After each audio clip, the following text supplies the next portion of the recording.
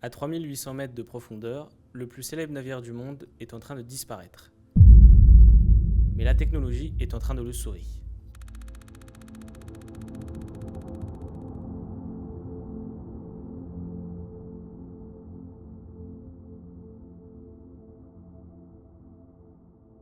Bonjour à tous, bienvenue à Archéos, la chaîne qui décrypte comment la technologie sauve l'histoire. La semaine dernière, nous avons abordé l'utilisation d'imprimantes 3D pour reconstruire des artefacts perdus. Aujourd'hui, on vous parle de l'épave mythique du Titanic. Pendant plus d'un siècle, nous avons vu l'épave du Titanic qu'à travers des faisceaux de lumière minuscules, ce qui limitait notre expertise. Aujourd'hui, on rallume la lumière sur l'océan.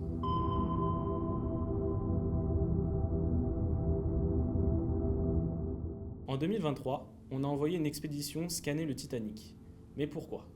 Parce que le Titanic est dévoré par la mer. Des bactéries, comme la fameuse Halomonas titanicae, rongent littéralement l'acier du navire. Les archéologues estimaient que d'ici quelques décennies, l'épave ne serait plus qu'une tache de rouille sur le plancher océanique. Il fallait figer le navire dans le temps avant qu'il ne s'effondre totalement.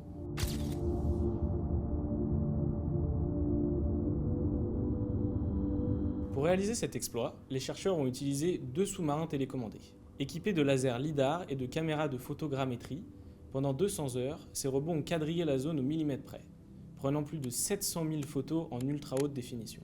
Mais comment modéliser un monstre pareil dans les abysses ? L'équipe a d'abord utilisé le lidar, c'est ce qui crée le squelette 3D.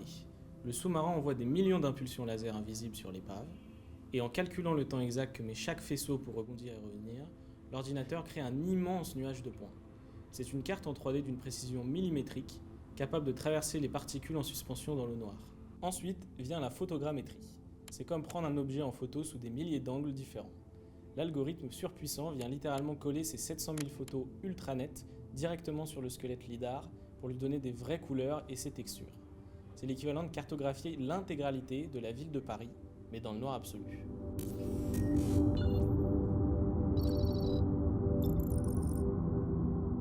Le résultat est un jumeau numérique parfait de l'épave. Pour la première fois depuis 1912, on peut voir le Titanic en entier, comme si on avait vidé l'océan.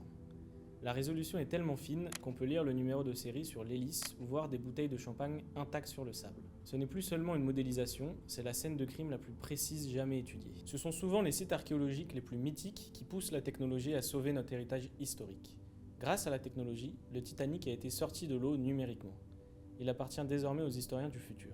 Si vous voulez manipuler vous-même cette modélisation 3D et découvrir plus de détails sur le lidar, il y a une exposition qui se tient à la Villette, à Paris, du 31 mars au 31 août 2026, qui mêle réalité virtuelle, projection 360 degrés et objets historiques. Prenez soin de l'histoire et à très vite sur Archéos.